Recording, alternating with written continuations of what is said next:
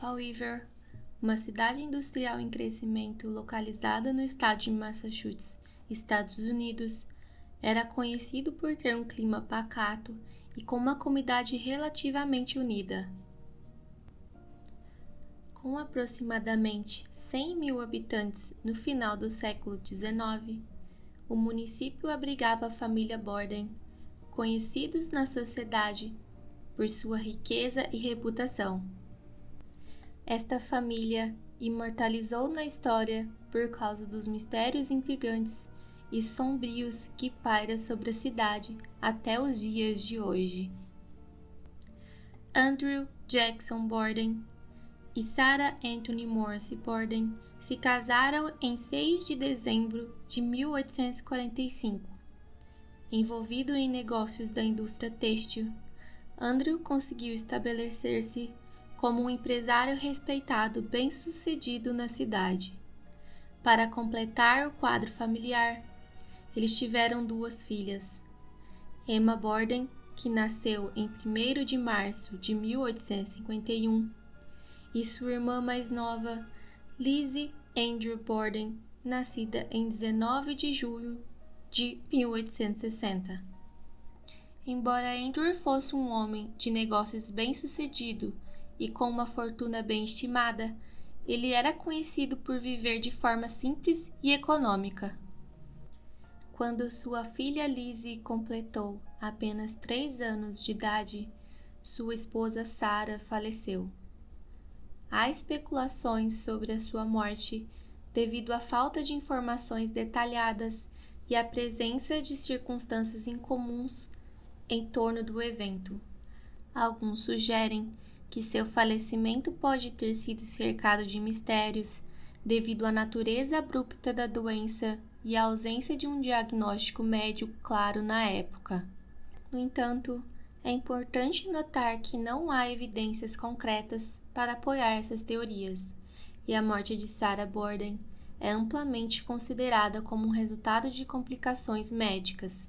Foi definido, então, que ela veio a falecer por pneumonia uterina e doença da coluna vertebral. Após 2 anos da morte de sua esposa, Andrew conheceu uma viúva e professora chamada Abby Dorothy Gray, que veio a se tornar sua segunda esposa. A mulher era conhecida por ser uma pessoa religiosa e dedicada, assumindo o papel de madrasta para as filhas do homem. Conforme Lizzie cresceu, a sua relação entre seu pai e sua madrasta, especialmente com seu pai, era descrita como complicada. Há relatos de tensões familiares e Lizzie e sua irmã Emma não eram particularmente próximas à madrasta. Apesar da relativa riqueza da família, seguindo o exemplo do pai, as irmãs levaram uma vida reclusa e modesta e não tinham uma vida social ativa. Raramente eram vistas fora de casa. Embora haja rumores de especulações sobre possíveis relacionamentos amorosos de Lizzie ao longo dos anos, não há registros confiáveis de que ela tenha se casado ou mantido qualquer relacionamento romântico sério.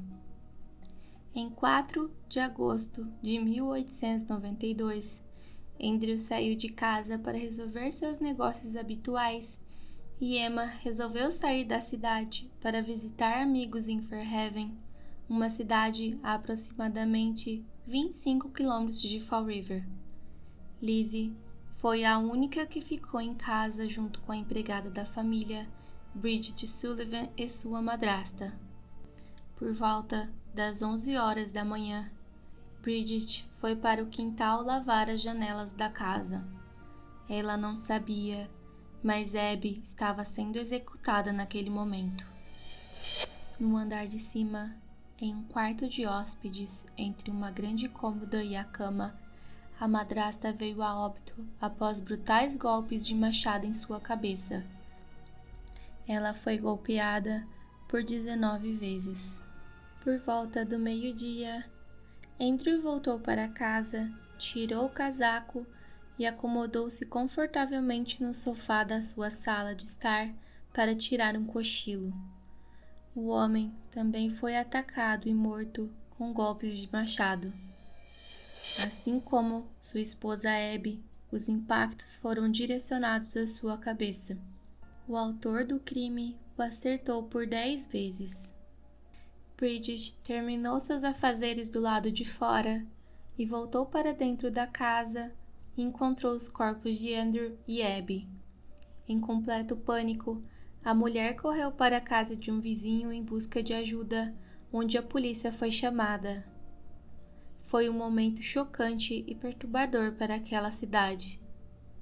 Durante as investigações, as autoridades conduziram uma série de entrevistas e coletaram evidências, mas o caso foi notoriamente difícil de investigar devido à falta de provas conclusivas e ao contexto social complicado. É importante relatar que no final do século XIX, as técnicas forenses estavam em estágios iniciais de desenvolvimento, o que limita as autoridades a seguir com uma investigação profunda e detalhada. Neste período, os departamentos investigativos eram dependentes de evidências circunstanciais, testemunhos oculares e análises rudimentares de sangue e outros vestígios físicos. A título de curiosidade, o sistema de classificação de impressões digitais conhecido como Sistema Henry foi desenvolvido pelo antropologista inglês Sir Francis Galton na década de 1890 e o uso para identificação criminal foi aprimorado e popularizado apenas no século XX. O FBI começou a usar as impressões digitais na década de 1920, bem depois dos fatos ocorridos na cidade de Fall River. O mesmo ocorreu com o DNA, que começaram a ser utilizados de forma significativa na década de 1980. Voltando a Fall River, as autoridades interrogaram Lizzie Borden, que alegou estar trabalhando no celeiro daquele dia desde as 10 horas da manhã. No porão da casa, os policiais encontraram um machado com cabo quebrado e um balde com panos ensanguentados. Em interrogatório, Lizzie alegou que os panos dentro do balde estavam sujos devido a seu período menstrual, o que o médico da família veio a confirmar mais tarde. Os policiais acreditaram em sua palavra e não prosseguiram com mais perguntas. Há relatos que no dia seguinte ao funeral de seus pais, Lizzie foi vista queimando um vestido em sua cozinha e alegou que os queimou pois estavam manchados de tinta. Mas as suspeitas não parariam por aí. Uma testemunha viu uma mulher parecida com Lizzie em uma farmácia tentando comprar ácido cianídrico um dia antes dos assassinatos. Ela alegou que precisava do ácido para dar um toque especial a uma capa de pele de foca que estava consertando. Este tipo específico de substância é um veneno considerável letal se consumido. O farmacêutico, desconfiado, recusou-se a vender a substância, pois a venda somente era liberada mediante receita médica. Em 11 de agosto de 1892, Lizzie Borden, de 32 anos, foi oficialmente acusada dos assassinatos de seu pai e de sua madrasta. As declarações das autoridades da época refletiam um clima de incerteza e intriga em torno do caso. A polícia e os promotores reconheceram que não havia uma explicação clara para os assassinatos e que o caso era complexo e desafiador. Quanto aos motivos para os crimes, várias teorias foram propostas ao longo dos anos, incluindo conflitos familiares, questão de herança, tensões acumuladas e até mesmo possíveis abusos. No entanto, nenhum motivo claro ou conclusivo foi estabelecido. Durante o julgamento, em 1893, várias testemunhas foram chamadas para depor, e os promotores apresentaram suas teorias sobre como os fatos ocorreram. Houve relatos que Lizzie desmaiou após ser submetida a um interrogatório intenso e ter enfrentado muita pressão durante o evento. Os crânios reais de Andrew e Abby foram levados ao tribunal e usados para mostrar que a arma suspeita do crime correspondia aos ferimentos. Liz e sua irmã não tinham conhecimento até o momento que esta ação seria tomada no tribunal. A defesa da mulher argumentou, com sucesso, que não havia provas concretas ligando-a aos crimes, e ela foi eventualmente absolvida após 3 semanas de julgamento. Os jornais da época relatam que Lizzie colocou sua cabeça sobre o corrimão à sua frente e sussurrou a palavra inocente com alívio.